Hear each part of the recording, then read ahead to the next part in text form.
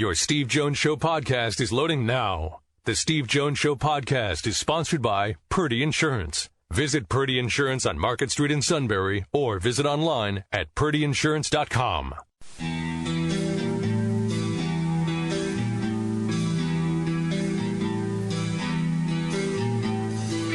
Sports talk where your voice counts. This is the Steve Jones Show on News Radio 1070 WKOK. Now from the Sunbury Motors Studio, here's Steve Jones.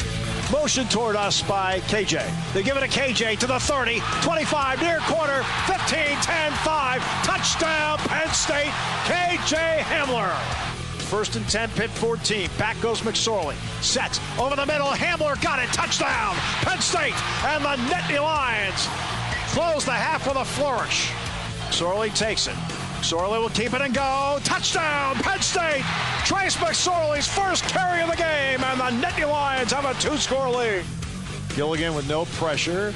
High, tumbling punt, nose down, fair catch. Arujo Lopes. He dropped the ball. It's at the 5, loose on the turf. Still loose. They dive in, and Pitt recovers at the 3-yard line. Arujo Lopes got back in there and recovered it. Heels right near the end line. At the 40-yard line of Pitt is Tompkins. Kick goes right to left. Here's the snap. Takes it. Kicks it out of there. Line drive. Tompkins will take it at the 39. Tompkins swings it far side of the field. 35, 30, 25, 20. Tompkins to the 10, to the 5. Touchdown, Penn State. Sorley takes it back to pass. Near corner of the end zone. He throws, and Hippenhammer's there, and Max got it. Touchdown, Penn State. Game, set, and match Nittany Lions. They're going to give it to Allen up the middle. Allen to the goal line. Touchdown, Penn State. Mark Allen, his 5th career rushing touchdown. And the Nittany Lions now lead it 43-6. Monroe, Sutherland. Here's a quick snap. Pickett rolls far side. Throws far side. It is caught. Turned inside to the 30. Fumbles the ball on the turf. And a flag is down, by the way, at the 15. Penn State recovered, but there is a flag down at the 15-yard line. Takes the snap. Clifford's first career pass. Long and deep, near corner of the end zone. Up and caught. Touchdown, Penn State. Brandon Polk, Sean Clifford's first career pass results in a 34-yard scoring strike to Brandon Polk. I think they won. All right. I think everyone knows that's listened to me for a long time how I treat such things. And to me, you step up in competition from week 1 to week 2. That's the way these schedules have been set up forever. And the question is, are you a better football team from week 1 to week 2? I really take all the emotion out of the game. There are a lot of people that I completely understand. They look back on all these years at Pitt and so forth, and I just, and I think people know I don't quite feel the same way about it, even though I've been here for 40 years. I just don't. It's to the point now where I feel that Penn State is playing for different stakes than Pitt is. And that's not a knock on Pitt. I'm saying Penn State is now playing for different stakes. So winning this game is a means to an end. And so to me, it is the step up in competition from week 1 to week 2. And I'm going to make the same statement 2 years from now when Penn State plays Virginia Tech. And I'm going to make the same statement 3 years from now when Penn State plays Auburn. Hey, you're stepping up from week 1 to week 2. Are you a better football team from week 1 to week 2? Because I feel like this is a journey for Penn State. That winning this game, despite the fact it's another team in state, is not the be-all, end-all, and here we go. That's not what it comes down to. To me, in this journey of the goal of trying to get to the college football playoff, you have to negotiate each week and be better each week as you go. There has to be a building process. So in the building process, to me, was Penn State better from week 1 to week 2? And there's no question they were. Number one, they were exponentially better and more consistent in special teams all the way through. The first half there was a lack of offensive consistency. Some good moments, some not so. And then great offensive consistency in the second half, except for the drops. Remember, the drop passes are going to figure in. And I've always felt it was a very, very tough call in this current era when it comes to equipment as to whether receivers wear gloves or not. I don't know.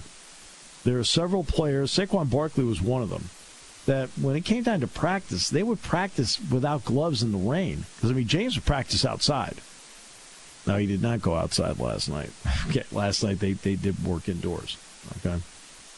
But I think it's a tough call as to how comfortable you are. But I think Derek Williams said it best. You gotta catch the ball. And Derek was rather matter of fact about that. You got to catch it. Simple as that. So that's the one area on offense where you're like, okay, more consistency in catching the football, right? That's what you're looking for there. But for the most part, the offense, once they hit from the last 32 minutes, they have pretty good offensive rhythm. Defensively, once the ends change their contain, they stopped the Pitt running game cold. Once they took care of the edges with the ends, Pitt's running game, which had flourished for a quarter and a half, suddenly went by the boards. And was Penn State a better team than the week before? No question. Now, you have to keep going. You have to take, well, let's just pick a number, 35 minutes of really good, consistent football and make it 40 minutes. And then you've got to make it 45. And then you've got to make it 50. And then you have to make it 55. I mean, will you ever be able to play that complete game? You attempt to, but it's awfully hard to do. But were they better across the board? I felt yes. Was the offensive line better than the week before? Yes. The tight ends, I think, have been good so far for them. I think Miles Sanders had a really good night. Obviously, you don't want Ricky Slade putting the ball on the ground twice. And defensively, they got better and better and better as the night went on. Early on, they made enough big plays defensively. Amani Oruwariye had the interception at the 1-yard line. After the Slade fumble, Pitt drove down inside the 5. Had a 4th and 3 at the 4-yard line. Penn State threw it for a loss. And you just felt that was Pitt's last gasp when that happened. Just felt that way. And to me, this is all in the context of big picture. You want to step up in competition from game 1 to game 2. They did that, and they won it, and they look better doing it. It tells you a lot. Especially when you're playing a lot of young players like Penn State is playing. They're playing a lot of young people. Jesse Luketa got some valuable time playing at linebacker. And he didn't get linebacker in a mop-up role. He got linebacker at a point of the game where you're playing. It's still a game. Micah Parsons played a lot better. Just a 1-week improvement. Boy, Micah Parsons is going to be a good player. You know. Yeah, you see it in practice, but you want to see it in games. Yeah, I can see it in practice. You see, I watch practice. You can see Micah Parsons is a great athlete out there who knows how to play the game. But you want to see him do it in a game. Well, now you see the second game, and he went from being, I thought, good in the opener to being really good in the second game. I think it was valuable time at safety for Lamont Wade. I thought it was valuable time for Tariq Castro-Fields. I thought Zeke McPherson got valuable time at corner. K.J. Hamler is obviously somebody that's going to be an important weapon as time goes. I think it was an important confidence builder for Mac Hippenhammer to make that catch. Thought the offensive line just got better and better and better as the night went along. And then the special teams part. Blake Gilligan. And Blake was no better than okay in the opener. That was just kind of strange. Because, I mean, he's been so great in the preseason, and he just had one of those days against Appalachian State. Well, he was the best punter in the nation on Saturday night. I mean, you think about it. He tilted that field. He just flat out tilted that field. Pitt had no field position to work with. None. And it even got to the point where Pitt started fair catching on kickoffs because they were just trying to get the ball to the 25-yard line. Penn State's coverage was that good. Penn State's punt coverage was that good. Gilligan was just that good. And you heard one of the highlights there of Arujo Lopes fumbling the ball and then finally recovering himself at the 5-yard line or at the 4-yard line. And again, Gilligan took 4 of his 5 punts and plopped them inside the 20 and more realistically put them inside the 10. He was just terrific. So, game 1 to game 2 improvement? Absolutely. Can they be better? No question. They have so many young guys playing. And look at all the young guys playing. Really, the first really significant long-term reps for Miles Sanders. You know, Ricky Slade trying to get into the flow of it. Mac Hippenhammer, KJ Hamler getting long-term reps. Danny Dalton, Jonathan Holland. Then you go over to the other side, really legitimate reps for a guy like Daniel Joseph. Yetur Matos playing more. P.J. Mustafer. Fred Hansard. Ellison Jordan. Jan Johnson. Micah Parsons. Jesse Lucchetta. Lamont Wade moving from a corner to a safety. Garrett Taylor. I think Garrett Taylor played really well Saturday night. You know, Raphael Cheka, Jake Pinniger. You know, these are all people like trying to, you know, really get their first real flow on a field and in a game and a feel for it. And they're getting better from week to week. Now, this week the challenge is, especially for the defense, dealing with pure and absolute pace. Kent State is going to run as many plays offensively as they can. They want to go, go, go, go, go. And that's something that's going to be important, is how do you handle this pace? Now, if you can handle the pace in such a way where you get a couple of 3-and-outs, now have they not only not moved the ball, but they're running time off the clock either. And I think defensively, this again, they run a 3-4 defense. But that's what you're looking at. Pace is going to be the big story. Our big story on Mondays, as always, is brought to you by Purdy Insurance. Market Street in Sunbury. Go to purdyinsurance.com. We're in the Sunbury Motors studio. Sunbury Motors, 4th Street in Sunbury. Sunbury Motors, Kia, routes 11 and 15 in Hummel's Wharf on News Radio 1070 WKOK.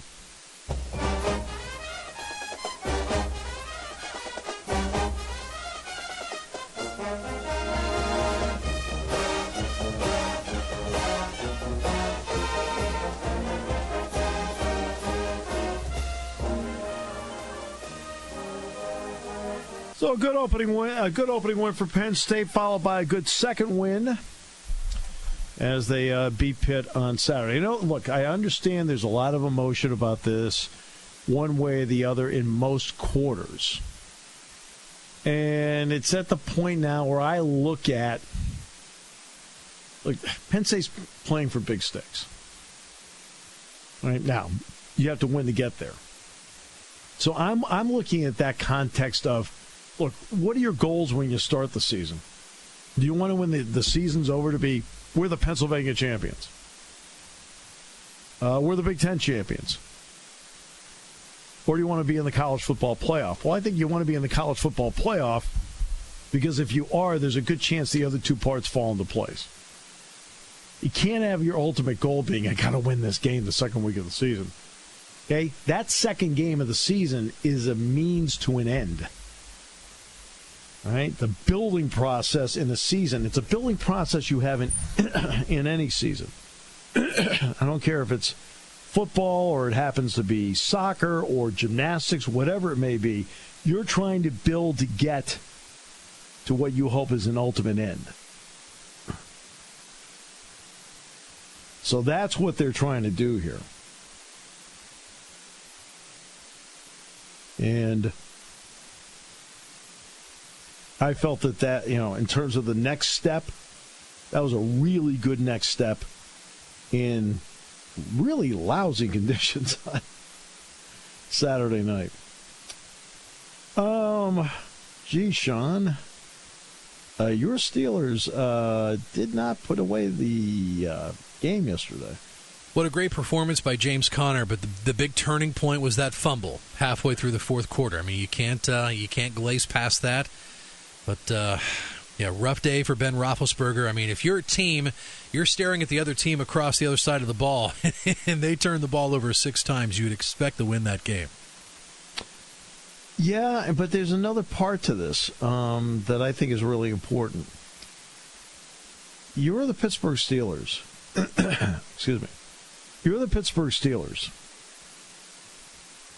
You're facing a team that is now 1-31-1 in its last 33 games.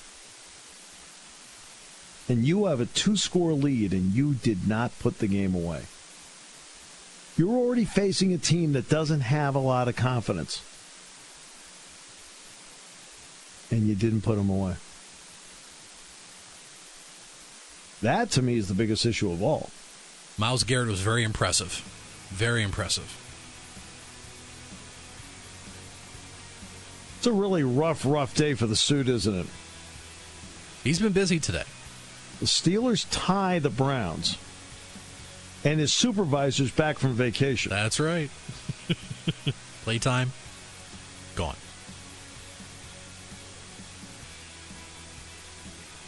She has an ear-to-ear smile right now, doesn't she, that I said that? Yes. First thing I said to her in the meeting this morning, welcome back. I hope you echoed my sentiments. Sure did. All right. We will come back with Joe Susan, then Donnie Collins, and then Matt Leon as we continue on News Radio 1070 WKOK, brought to you by our good friends at Purdy Insurance. Sunbury Motors Ford knows many of you will be heading to the Bloomsburg Fair, so they need to sell cars now. Sunbury Motors is going to price all new Fords at a level that makes it impossible to say no. You'll be feeling great driving to the fair in a 2018 Ford Escape for only $18,820. Sunbury Motors has to sell 7 new Fords every day from now till the Bloomsburg Fair. Pack up the family in your 2018 Explorer. Explorers start under $30,000 at SMC, and they have 20 to choose from. Every Edge, Focus, Fusion, Fiesta, EcoSport will be discounted for SMC to sell 7 new Fords every day from now till the fair. Sunbury Motors has 70 new F-150s marked down to as low as $25,969 and just announced 0% for 72 months on F-150s. You'll save thousands over the term of your loan. SMC needs 7 sales every day before the Bloomsburg Fair. We'll see you at Sunbury Motors Ford in the North 4th Street Auto Plaza, Sunbury. For nearly 100 years, Purdy Insurance has been your locally owned, family-operated source for insurance products. With a staff of over 20 and partnerships with some of the industry's most trusted companies, Purdy has the experience and resources to get the job done. Whether you need personal, home, and auto, or complex business insurance solutions, Purdy will help you navigate through the process. Call today at 570-286-5855. Or better yet, stop in their Sunbury office to see what Purdy Insurance can do for you. Taking your calls at 800-795-9565. This is the Steve Jones Show on News Radio 1070 WKOK. Now from the Sunbury Motors Studio, here's Steve Jones. Today's show is brought to you by Purdy Insurance. Market Street in Sunbury. Go to purdyinsurance.com. Purdy's have served this valley for decades. They've been able to find the right insurance. I don't care whether it's auto, home, life, business, whatever it may be. And they've been able to find the best price for their customers. It's all at Purdy Insurance, Market Street in Sunbury. Go to purdyinsurance.com. And the Steve Jones Show is driven by Sunbury Motors, 4th Street in Sunbury. Sunbury Motors Kia routes 11 and 15 in Hummel's Wharf. All right, we're going to have Joe Susan on in here in just a few moments, talk about Bucknell's Sacred Heart, and then get ready for the first road game of the season coming up. And we'll talk to him about that. And they've got Penn coming up this week at Franklin Field. So Ivy League, and then they've got to play at Villanova, and then the Holy Cross, a 3 games in a row on the road. I call it a 3-game road trip, but they're not on the road. They come home in between and then get ready. But this is a really rugged stretch for Bucknell coming up. Really rugged. So, we'll talk to him about that. And congratulations, by the way, to Jared Cooper, who was selected as the Patriot League Rookie of the Week. He had 96 yards rushing, 15 carries, 28 receiving yards, and 2 catches. So he had a good week. And it's part of the future of Bucknell football right there, Jared Cooper. So congratulations to him. Yeah, we had a great time on Saturday, to Hero Appreciation Day, during our special expanded 2-hour tailgate broadcast over on Eagle 107. Did some tailgating and a little bit of rain here and there, but we got through it, and lots of great personnel were on hand, as giving them credit where credit's due, and a really cool thing that the folks from William Cameron Fire Company in Lewisburg did. They extended their ladders up as high as they possibly could, and there was just this ginormous American flag that was hanging right by the ticket entrance to Gate A, which was really cool. Nice. Very nice. You'd see that as you're passing by on Route 15 going by. Very nice. Yeah. Oh, that's nice.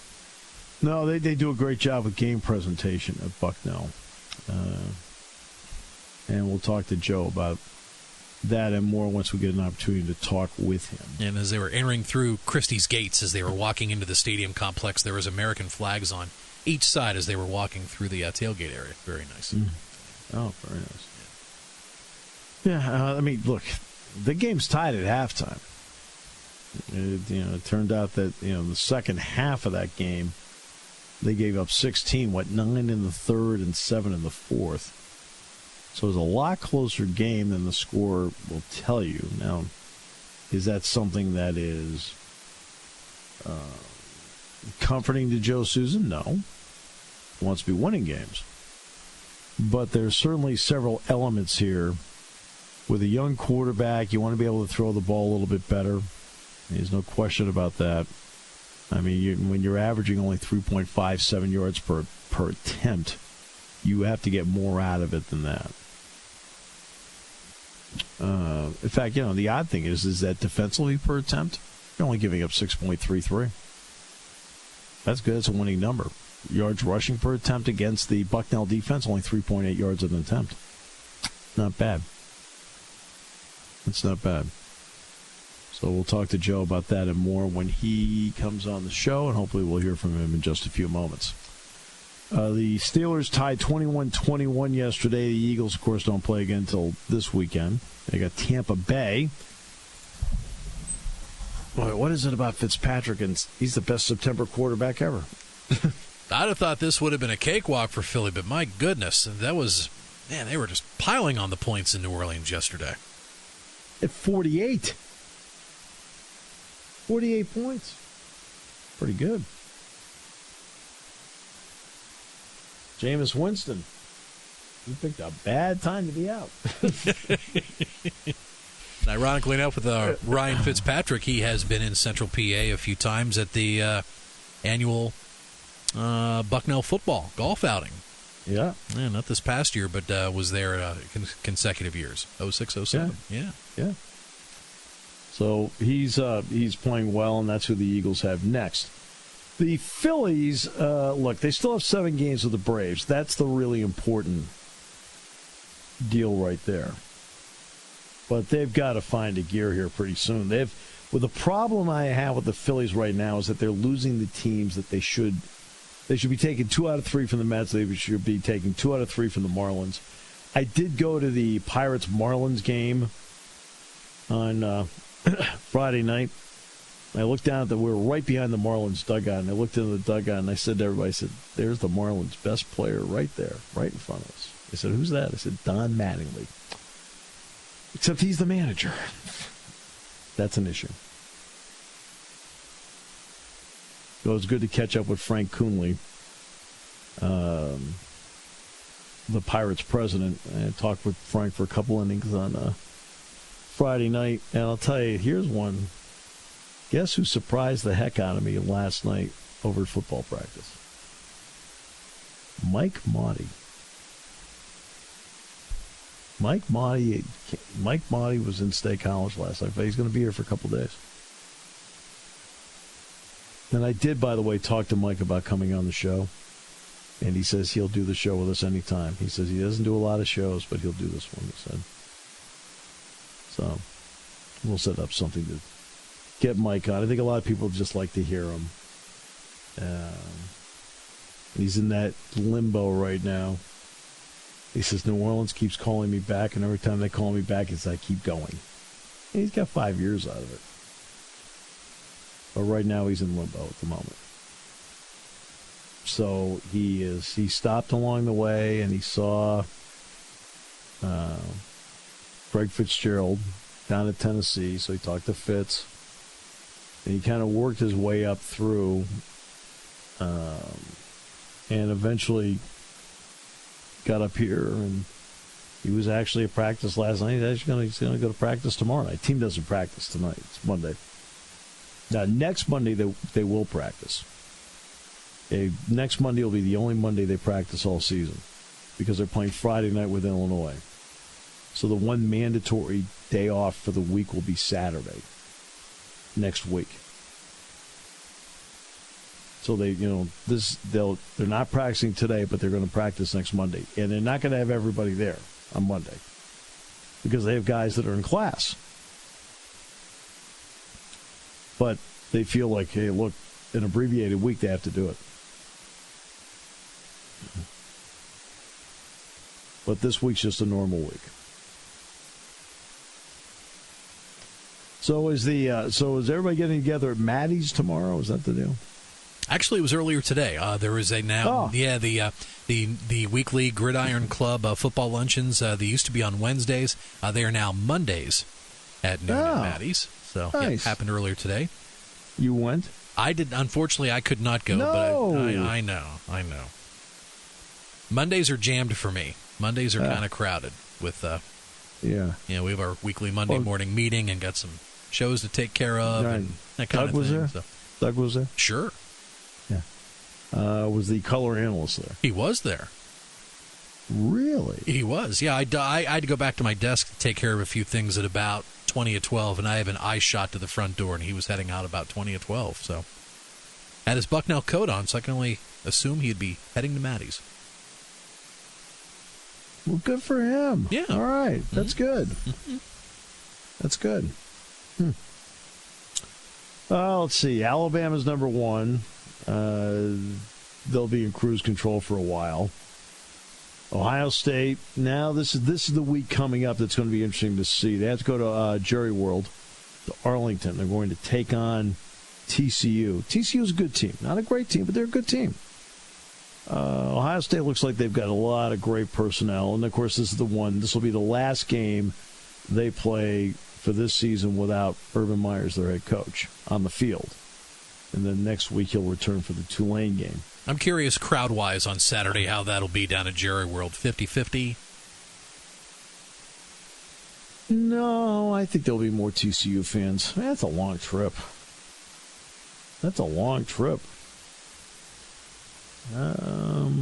There'll be Ohio State will be well represented, but there'll still be more TCU fans there. Let's see what Texas, USC. They always love how they build these games up. Here it is, the third time. Like all the players from the first time are all like established professionals now in their 30s. Okay, fine. Let's see what other big games this week. Is this the Auburn LSU this week, right? That is correct. That should be a really good game. Yeah. That's a really, really good game. Michigan won, and a wide receiver caught a touchdown pass.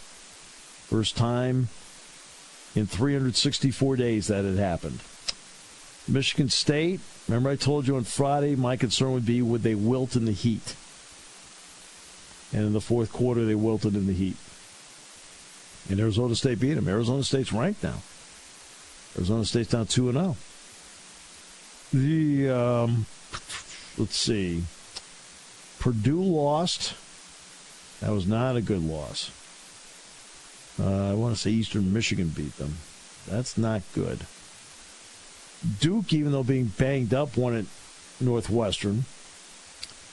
Colorado won late at Nebraska, but the big part is I think Adrian Martinez, the Nebraska quarterback, really good. But then he got hurt. It's kind of a wow, he got hurt. Indiana held off Virginia. Indiana has, let's see, who's Indiana have this week? They have Ball State. Ball State played Notre Dame tough this week. I'm trying to think of anything else in the Big Ten that was significant. I think we had all the significant stuff. I mean, obviously, Ohio State clobbered Rutgers. And then in the NFL, the Aaron Rodgers thing last night was amazing. That was great theater. That's the kind of thing the NFL needed. To be honest with you, the Eagles-Falcons game just wasn't a good game. It just was not a good game. It was not in the least a compelling game. You had to be a real Eagles fan at a real Falcons game if you thought that was a fan to think that game on Thursday was a compelling game. It was like, I'm like, why am I watching this? This is dull. Now you get to yesterday and the Packers and the Bears. That second half was electric at Lambeau Field. Now, tonight you got the Lions and the Jets. And then you've got the Raiders and the Rams tonight. A doubleheader on Monday Night Football.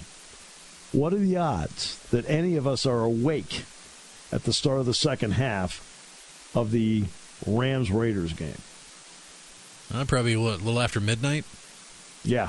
I'll be cutting it close. I won't be cutting it close. I'll see the first quarter, and that's it. Yeah. All right, we'll take a break. We'll come back with more in a moment. Donnie Collins next half hour, News Radio 1070 WKOK.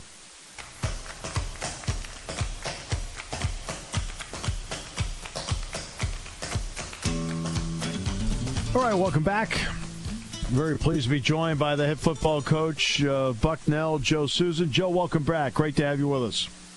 Thanks, Steve. I apologize for being late, but sometimes when you get that HFC title, there's a lot of other things that go along with it. And I was dealing with one of my players, and it's a positive thing, though. I apologize for being late. Yeah, you don't have to apologize to me. I think no one understands better than I do. Good. I want to start with Jared Cooper, Patriot League Rookie of the Week. What are you seeing in his growth where you know you can get even more from him? One of the things you see is, and special running backs that have it in their DNA, they have vision, and they can anticipate, as the game goes on, they can anticipate how people are trying to defend them, and they do an outstanding job of setting themselves up to take advantage of having the linebackers overreact or underreact. And he did it a couple times. Some of the moves he made from a jump cut standpoint were impressive. He is a young man who has a passion, but he really keeps everything at an even keel. The one thing that he does is he thanks us a lot. Anytime you make a correction, he'll thank you. But it's nice to have a running back. Obviously, with Chad Fresh not going down and then Marquise Carter being hurt for a little while, to be able to put a young man in there that has that presence, that he's not impacted by playing against whoever. And he does a very good job in the receiving game, and he's actually gotten a lot better in the protection game, which are things that at times high school running backs don't bring with them. They have to learn. And he is not, he wasn't phased. He's just ready to roll. And durability. He's not a tall back, but my son said he hadn't seen anybody like that since one of the better running backs we had at the Rutgers and Ray Rice. And I told Jared that, and his eyes lit up. But it's great. It's great to have him. He's a good young man, and it's going to be fun to coach. Your defense is giving up only 3 yards per carry. And to be honest with you, 6.3 yards attempt passing-wise is a really good number as well. How well are you doing with playing 11 against the ball? I think that it's a tribute to Matt Borch, Mike White, Eric Wicks, and Khalid Jones in terms of them being able to bring their minds together and create a plan that frustrates our opponent. We want to, and Matt Borch called it dent. We want to control the line of scrimmage. We want to create negative yardage plays, and this game was a 21-14 game until midway through the fourth quarter, and we had the ball on the porch. But our defense is predicated on being able to move. We're fortunate that our front players are very good at it. And then our linebackers make a lot of plays, and that's part of the nature of the defense. And then we're excited about the experience that we have in the secondary with the two corners. Brian Marine played as physical a game as I've ever seen him play. And then Fasayo Ololei, he picked six, and one of the things that we saw in that is that he lit it up in terms of speed. He outran any pursuit. And I told my wife and kids this Saturday night that when you're confident, when you know what you're doing, you're a lot faster. When you're thinking, you slow down. And that's what I think is our defensive mindset. They know what they're doing. They're confident in what they're doing. How much can your offense help out your defense in two ways? Obviously, scoring points is a huge help. Right. But in terms of possessing the ball and keeping them off the field, if you can get some consistency and rhythm there, what can that now mean to the overall game? I think it means a lot. If you look at when we've been good here, the time of possession that is something that, in some ways people say it's overemphasized. In the long run, the fresher your defense is in the latter part of the game, the less time they spend on the field, the better they're going to be. We're fortunate we have a lot of depth in the defensive front, which is the place where it takes its biggest toll. But we had opportunities in the scoring zone, and red zone, green zone, gold zone, whatever we call it, and we got to cash in on those. And what those do, Steve, is they give you a chance to play defense a different way. Yep. They also create momentum that if you don't score, the other team gets that momentum. And we're driving the ball in the fourth quarter, and we ran a specific route that really had a couple of openings to it, and it was just slightly overthrown and wound up being an interception. They go on and kick a field goal. But what I told the team after the game is that, in most games, there's specific plays that change the game. We have to start making those plays, and we're doing those things on defense. We're doing those things in the special teams. Now it's time for our offense to take charge, and they understand that. And we're fortunate that as we go through the season, we'll get some of these guys back that have been bumped up. But you got to score when you can, and you're not going to win many college football games if you're only scoring 7 points a game. Franklin Field, Philadelphia, coming up on Saturday at 3 o'clock against Penn. Joe, thanks so much for your time. We greatly appreciate it. Good luck Saturday. Thanks for enduring me, Steve, and thank you, Sean. I appreciate it. I apologize once again. I was late, but I got to take care of my babies. You got that right. You did the right thing. Thanks so much, Joe. Thank you, sir. Take care. Bye. Joe Susan, next half hour, Donnie Collins, Scranton Times-Tribune. We'll talk about Penn State and the steps the Nittany Lions are making forward as we continue on News Radio 1070 WKOK, brought to you by our great friends at Purdy Insurance. You're listening to News Radio 1070 WKOK Sunbury. You can hear us anywhere in the world with the Sunbury Broadcasting Corporation app.